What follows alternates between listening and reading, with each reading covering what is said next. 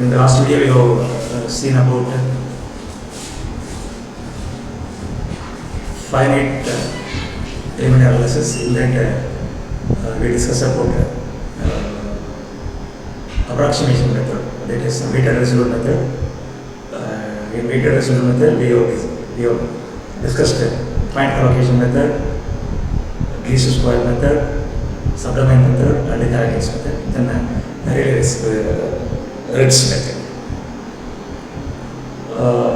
This is the general engineering analysis methods. Experimental method, analytical, numerical. So numerical methods contains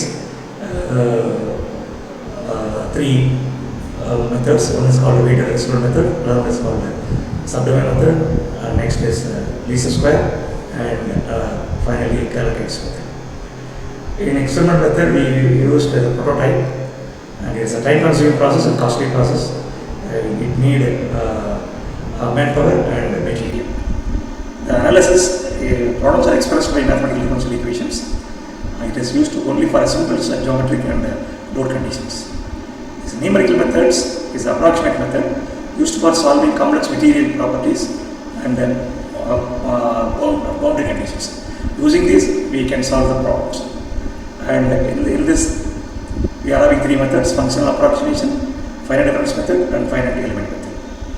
So finite element method is a numerical method for solving problems of engineering and mathematical physics. In this method, a study or a structure in which the analysis to be carried out is subdivided into small elements of finite dimension called finite elements. Then the body is considered as an assembly of these elements connected at a number of joints called nodes.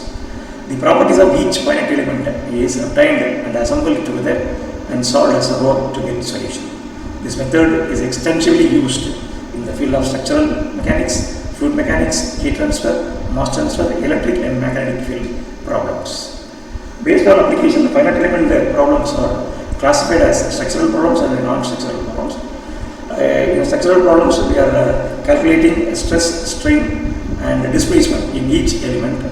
In non-structural problems, we are calculating or we are finding temperature, fluid pressure, and heat transfer rate at each model point.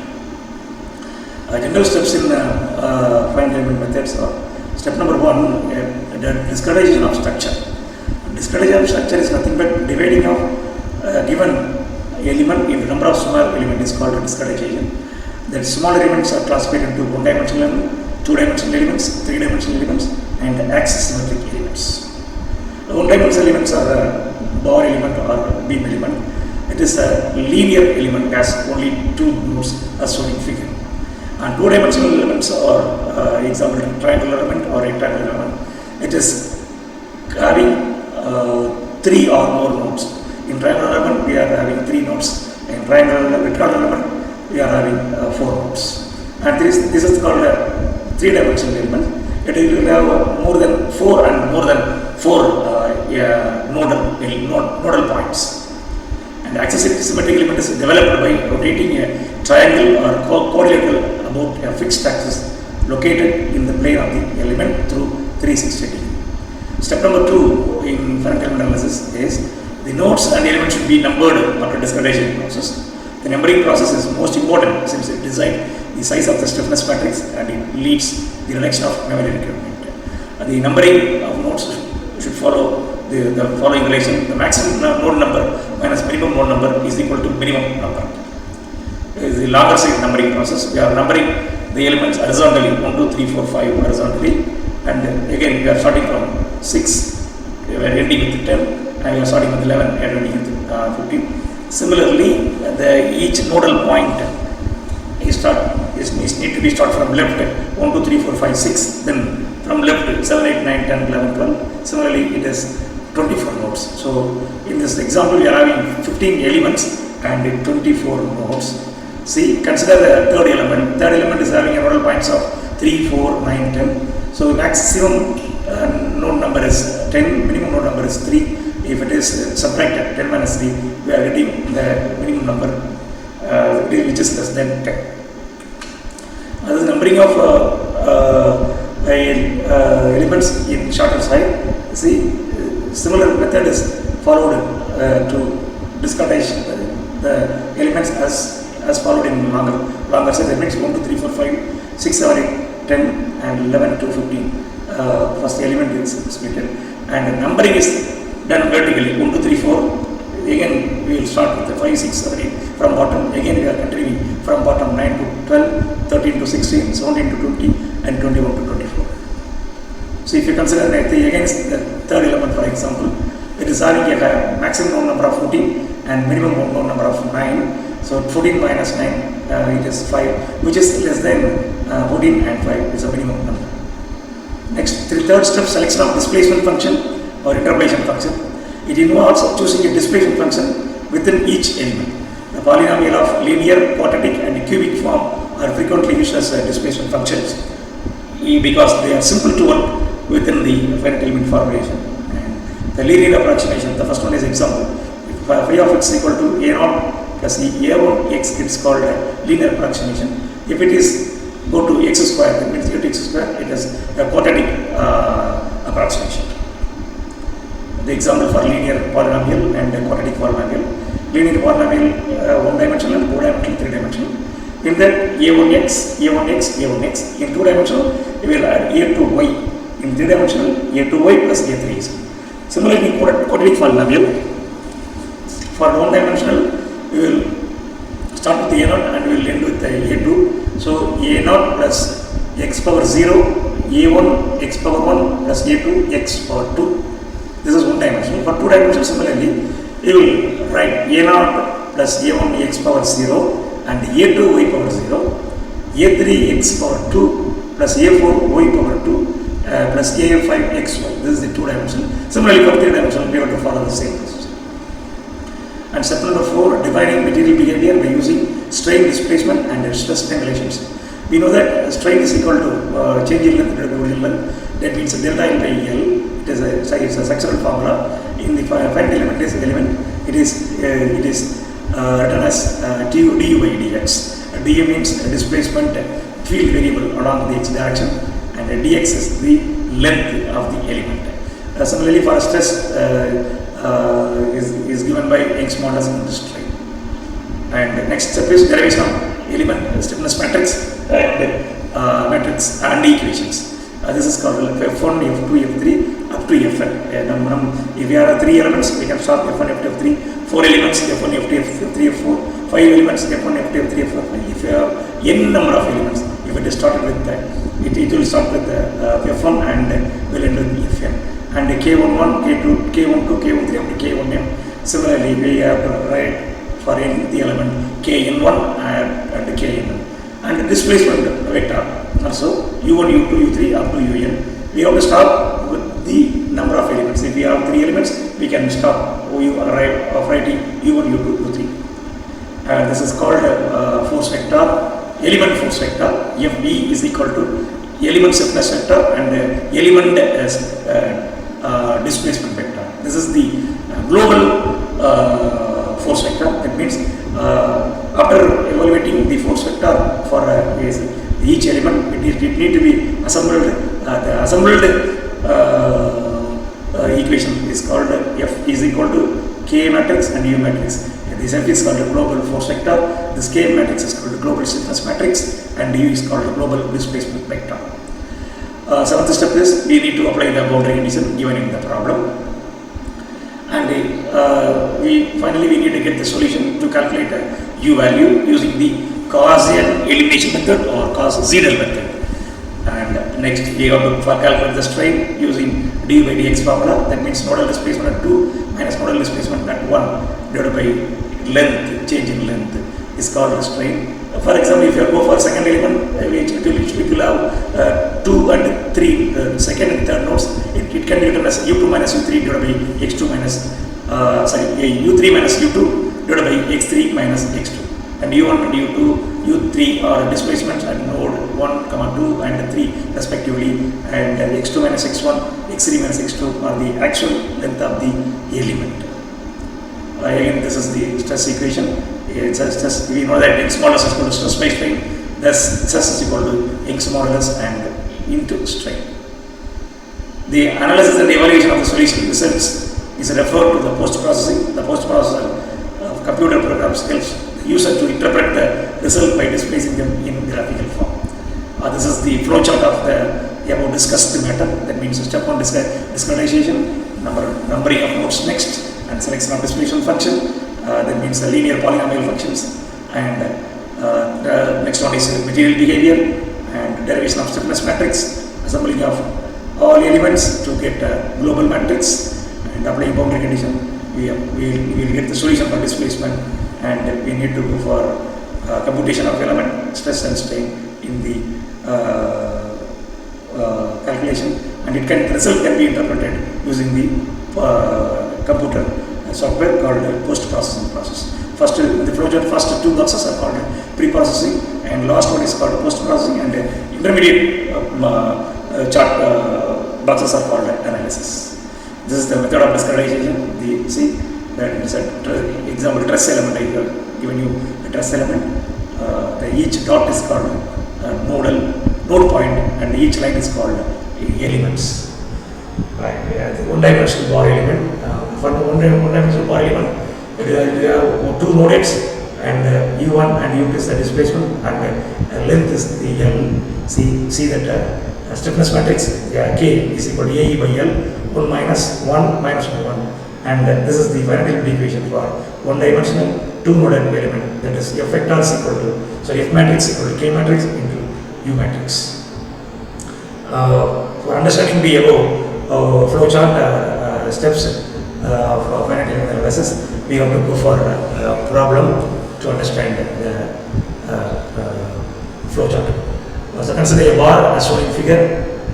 An axial load of 200 Newton is applied at a point P. Take A1 and A2 as 2400 mm square and 600 mm square respectively, and element 1 is having its modulus of 70 into 10 power 9 Newton per meter square, and element 2 is having its modulus of 200 into 10 power 9 Newton per mm square. So we need to calculate the nodal displacement at the point P, stress in each material, and reacting force. So 2 elements can be noded into 3. That means first element will have 1 and 2 nodes, and second element will have 2 and 3 nodes, and load is acting or force is acting at the second node called 2 or P. These are the given data of the problem. So we are going to consider first element. For the first element, finite element equation can be written as F1 F2 AE1 E1 by L1 1 minus 1 minus 1 1 U1 U2. So this is the finite element equation for first element. See from the given figure, the first element is separately displayed, and it is having 2 nodes 1 and 2. Displacement at 1 is called U1. Displacement in 2 is called U2. Since the first node is fixed node, then the U1 is equal to 0. There won't be any displacement at the fixed end, and U2 will be the displacement for this element 1. So substituting the values for A1 is 2400, and E1 is equal to 70 to 10 power 3, and L is equal to 300. We again write 1 minus 1 minus 1 U1 U2 F1 F2.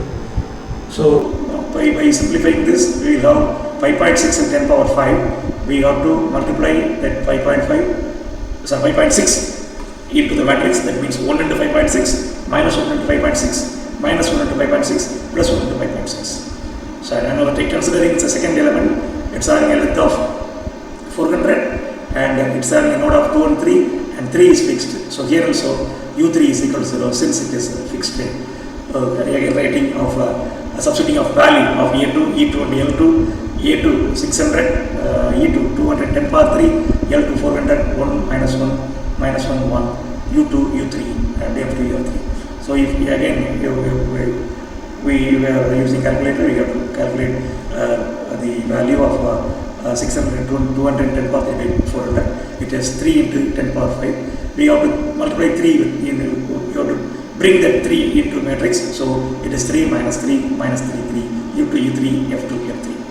So now we are going to assemble both the matrix. See 5.6 minus 5.6 minus 5.6 plus 5.6. Then first row, first column element, that means 3 is need to be added with the last element of the first element equation, that is 5.6 plus 3 minus 3 minus 3 3.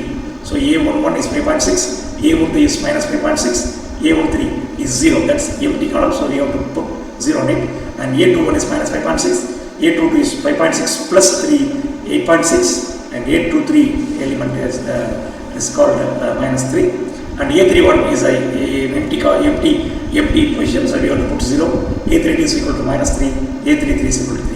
So U1, U2, U3, F1, U2, U1, U2, U2, U3, U2 is need to be merged, so that we will get U1, U2, U3, and F1, F2, F2, F3, F2 is merged with F2, F2, F3.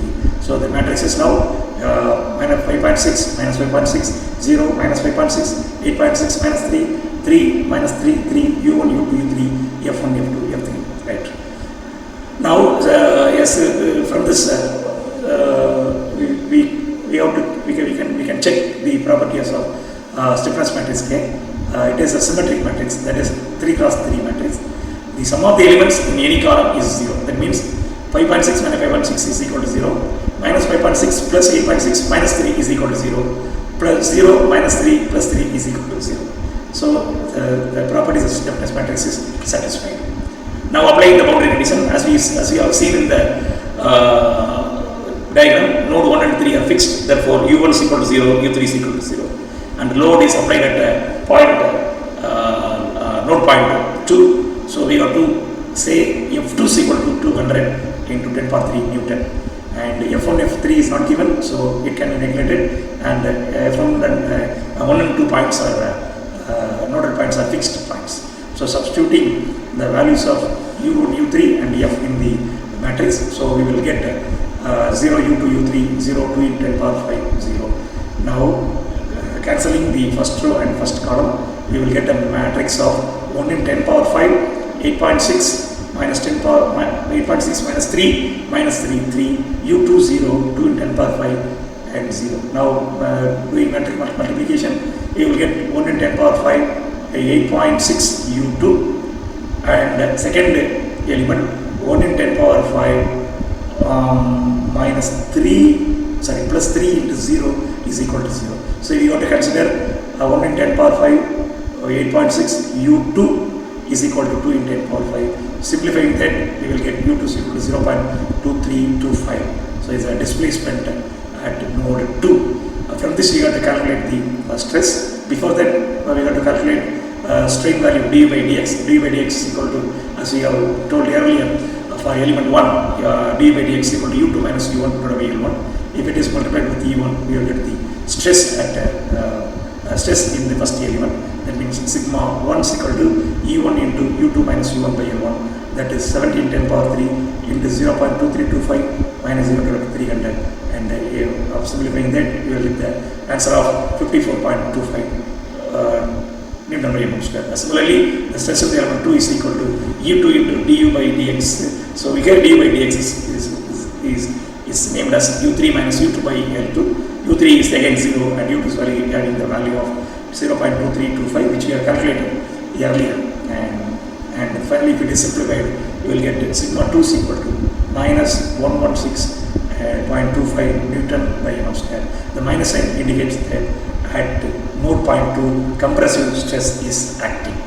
And finally, we need to find out the reactive force for two nodal one-dimensional element. Reactive force is equal to stiffness matrix and displacement matrix minus F matrix. That means node matrix. So writing the matrix which we already found, 1 into 10 power 5. 5.6 minus 5.6, 0, minus 5.6, 8.6, minus 3, 0, minus 3, minus 3, U1, U2, U3, minus F1, F2, F3.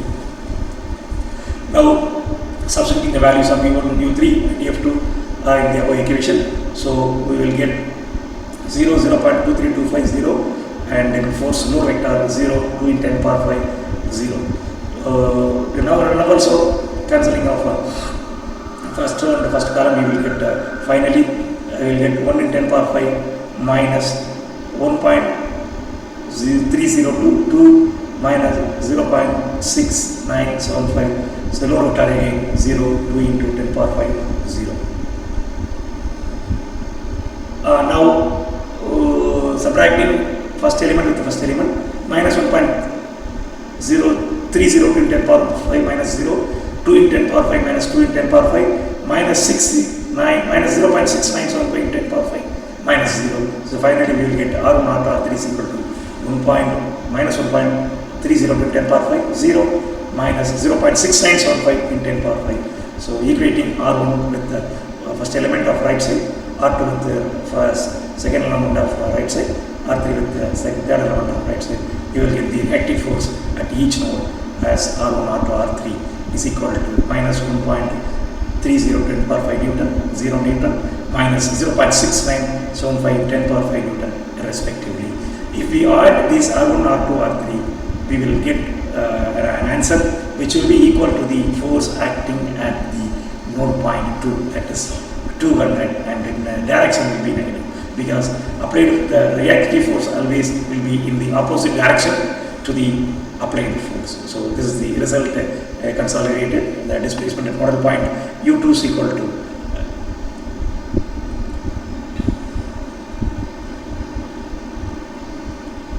0.2325, and stress in the first element is 54.25 Newton per mm square tensile, and stress in the second element sigma 2 is equal to minus 106.25 Newton per mm square compressive and reactive force discussed above. And if we add the reactive force, you will get the value of the applied force at the nodal point 2, and it will have the direction of negative compared to the applied force. This is the simple example for the finite element analysis problem. Thank you.